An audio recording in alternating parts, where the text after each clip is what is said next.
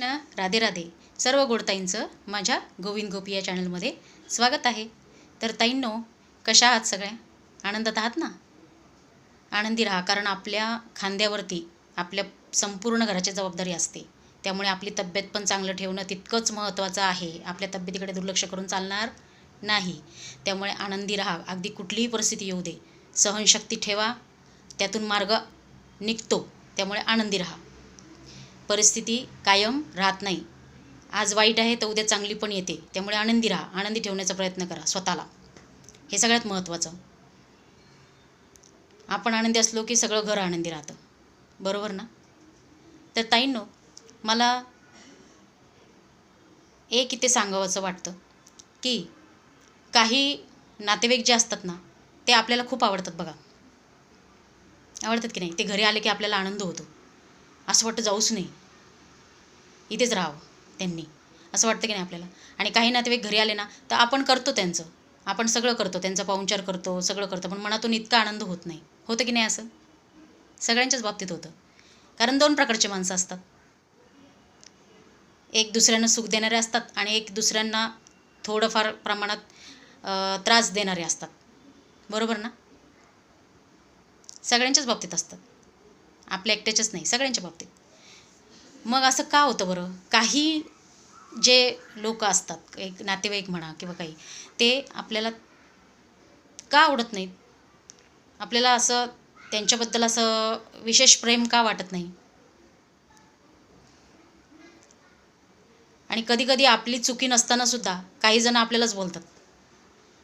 काही संबंध नसतो आपला, सगळं व्यवस्थित असतं, आपण सगळं व्यवस्थित केलेलं असतं, पण तरीही आपल्यालाच बोलणे खावे लागतात. असं पण कधीकधी प्रसंग येतो. तर असं का होत असेल? कारण ना ताईंनो, आपले नातेवाईक जे असतात, आपल्याला जे लोक या जन्मात भेटतात, ते सगळे आपल्या मागच्या जन्मीच्या कर्मानुसार भेटतात.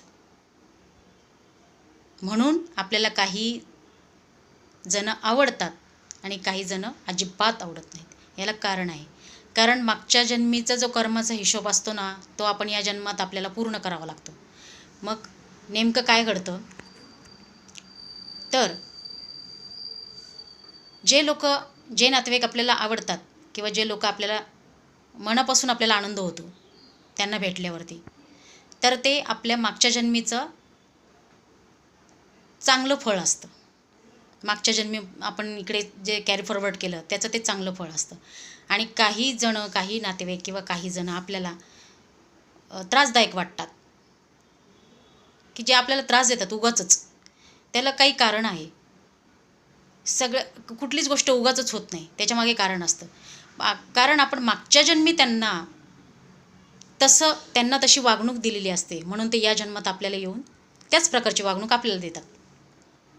मग आता करायचं काय? आता तुम्ही परत त्यांना त्याच प्रकारची वागणूक दिली. समजा ते तुमच्याशी वाईट वागतात, ते तुम्हाला त्रास देतात ते, आणि तुम्ही त्यांना त्रास द्यायला लागले. तुम्ही लगेच रिॲक्ट केलं, लगेच रिप्लाय केलं. त्यांनी समजा तुम्हाला त्रास द्यायला सुरुवात केली, तुम्ही लगेच रिप्लाय केलं, तुम्ही त्यांना त्रास द्यायला सुरुवात केली. ते काही वाईट बोलले, तुम्ही वाईट बोलले. जर असं तुम्ही लगेच रिॲक्ट केलं ना, तर तुम्ही कर्मात अडकताल, हे लक्षात ठेवा. म्हणजे जे कर्म तुमचं चुकतं होणार असतं, ज्या कर्माचा हिशोब होणार असतो, तो होत नाही आणि तुम्ही परत नवीन कर्मात अडकतात, हे लक्षात ठेवा. मग आता मी एका व्हिडिओमध्ये सांगितलं होतं की या पूर्ण संसाररूपी खेळाला, मायारूपी खेळाला क्विट बटन आहे, मोक्ष. त्याचं नाव आहे मोक्ष. ते क्विट बटन आहे. या खेळातून आपल्याला सुटका होणारं एकच आहे बटन, मोक्ष. मग आता तिथपर्यंत जाण्यासाठी, या संसारिक खेळापासून आपली सुटका होण्यासाठी, आपण या संसारिक खेळापासून बाहेर पडण्यासाठी आपल्याला पॉज बटनही देवाने दिलेलं आहे. ते आपल्या लक्षात येत नाही. आता तुम्ही म्हणताल मोक्ष बटन आहे, संसारिक खेळापासून सुटका होण्याला मोक्ष बटन आहे. आता हे पॉज बटन काय आहे सांगते.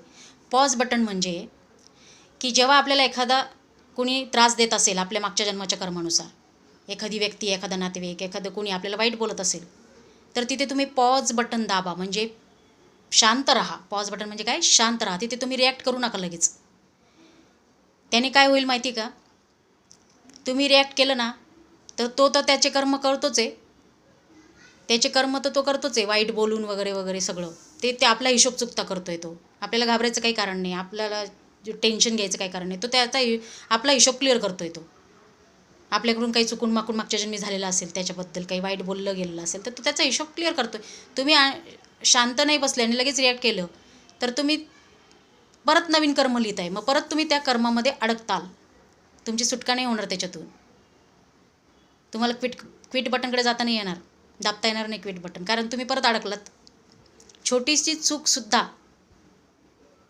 आपल्याला मोक्षापासून अडवते, हे लक्षात घ्या. मग त्यावेळेस पॉज बटन दाबायचं. पॉज म्हणजे सहनशक्ती. थोडी सहनशक्ती ठेवा, काही बिघडत नाही, थोडी सहनशक्ती ठेवा. आपण काहीतरी मागच्या जन्मी त्याचं काही त्याच्याबद्दल असं काही वाईट वागलो असो किंवा काही चुकीची वागणूक दिली असेल कदाचित, काही सांगता येत. आपल्याला भूतकाळ पण, आपलं रिटर्न बटन पण नाही आहे, बरोबर. आपल्याला या जन्मामध्ये रिटर्न बटन पण नाही आहे आणि फॉरवर्ड बटन पण आपल्याकडे नाही आहे. आपल्याला देवाने फक्त पॉज बटन दिलेलं आहे आणि क्विट बटन दिलेलं आहे, 2च बटनं दिलेली आहेत. मग काही ठिकाणी आपल्याला पॉज घ्यावा लागतो, तेव्हा क्विट बटन दाबता येतं आपल्याला. म्हणजे असं खेळावं लागतं ना आपल्याला. हा संसार इतका विचित्र आहे, इतका गूढ आहे, इतका म्हणजे कन्फ्युजन आहे, इतकं खूप काही बरेच प्रकार आहेत त्याचे छोटे छोटे, जे आपल्याला माहिती होत नाहीत. ते फक्त देवाचं नामस्मरण केल्यावरती आपल्याला देव बुद्धी देतो आणि त्या प्रकारे आपण त्याचा चांगला विचार करायला सुरुवात करतो. मग आता आपण देवाचं बोलतोय, देवाबद्दल बोलतोय, श्रीकृष्णाबद्दल बोलतोय, म्हणजे याचा अर्थ देव आपल्याला चांगली बुद्धी देत आहे. तो आपल्याला म्हणतोय की आता तुम्ही त्या लेवलला चाललेत, मोक्षाच्या लेवलला, म्हणजे तुम्ही तुमचं बॅलन्स शीट इथं क्लिअर करू शकता. हे देव आपल्याला विचार आपल्या डोक्यात देतोय देव. मग ते बटणं आपल्याला तशा प्रकारे दाबावे लागतात ना. खेळच आहे हा शेवटी सगळा त्याने रचलेला. खेळाला बटणं असतात ना, व्हिडिओ गेमला कसे बटणं असतात तसे या खेळाला पण आहेत ना बटणं. ठीक आहे. मग ते क्विट बटन दाबण्यासाठी पहिले पॉज बटन पण गरजेचं आहे. म्हणजे कुठे शांत बसायचं हे सुद्धा आपल्याला समजलं गेलं पाहिजे आपल्याला. मग तुम्ही काय करायचं, एखादा बोलायला लागला वाईट वगैरे, ते आपल्या मागच्या जन्मीचा कर्माचा हिशोब तो चुकता करतोय. म्हणजे आपले कर्म तो कापत आहे, आपल्याला मोक्षापर्यंत नेतोय, तो पुण्याकडे नेतोय. तुम्ही आणखी ना त्याला, तो वाईट करतोय आपल्याबरोबर म्हणून आपण त्याचं वाईट करायचं, हे चुकीचं आहे. कारण मग आपण परत अडकतोय, आपण तिथेच उड्या मारतो. याचा अर्थ आपण, आपली सुटका होणार नाही अशाने.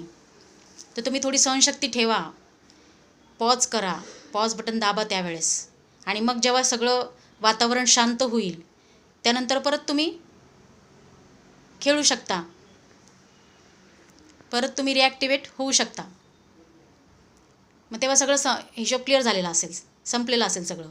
आणि जर जास्तच अतिशयोक्ती झाली, जर जास्तच तुम्हाला कोणी त्रास द्यायला लागलं, समोरचा जास्तच त्रास द्यायला लागलं, समोरची काय त्रास द्यायला लागले, समजा जास्तच आपल्याला सहन होत नसेल, तर तुम्ही गुरूंचा सल्ला घ्या. तुम्ही कोणाला गुरु मानला असेल त्यांचा सल्ला घ्या, किंवा कोणी मोठी व्यक्ती आहे ज्यांचं तुम्ही आदर करता, जे खूप चांगल्या व्यक्ती आहेत, अनुभवी व्यक्ती आहेत, योग्य व्यक्ती आहेत, त्यांचा सल्ला घ्या. त्यांच्या विचारानुसार तुम्ही वागा. म्हणजे त्या प्रॉब्लेमचं सॉल्युशन शांततेत मिळेल. तुमचं नवीन कर्म तयार होणार नाही आणि तुम्ही कर्मबंधनात अडकणार नाही. कारण भगवान श्रीकृष्णाने अर्जुनाला सांगितलेलं आहे की मी कोणाच्याही कर्मामध्ये हस्तक्षेप करत नाही.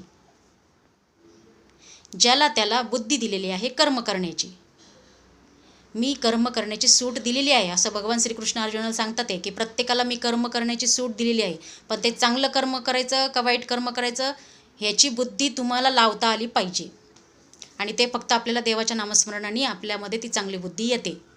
कुठे पॉज करायचं, कुठे रिॲक्टिवेट व्हायचं, ठीक आहे, ती बुद्धी आपल्याला देवाच्या नामस्मरणाने देव आपल्याला देतो. म्हणूनच देवाचं नामस्मरण करायचं असतं. मग आपल्याला कळतं कुठले बटणं दाबायचे, म्हणजे आपल्याला ह्या संसारातून, या मायारूपी झंझटमधून सुटका होईल. ठीक आहे. तर आजच्या व्हिडिओमध्ये एवढंच. तर व्यवस्थित हा संसार जो आहे ना, हा सगळा कर्माचा हिशोब आहे आपल्या, दुसरं काही नाही आहे ह्याच्यात, काही ठेवलेलंच नाही आहे, सगळा कर्माचा हिशोब आहे. आपल्याला आईवडीलसुद्धा मागच्या कर्मानुसारच मिळतात. आपल्याला सगळे नातेवाईक, आपलं पती, आपले मुलं बाळं, आपले आईवडील, सगळं मागच्या जन्माच्या कर्मानुसार असतं. ते आपल्याला या जन्मात त्याची फेड करावी लागते. त्यामुळे व्यवस्थित संसारामध्ये प्रत्येक गोष्ट विचारपूर्वक करा की ज्यामुळे आपल्याला कर्मबंधनात अडकलं गेलं नाही पाहिजे. आपण या दृष्टीने काही वेळेस शांत राहून, काही वेळेस ॲक्टिवेट होऊन आपल्याला हा खेळ इथेच संपवायचा आहे.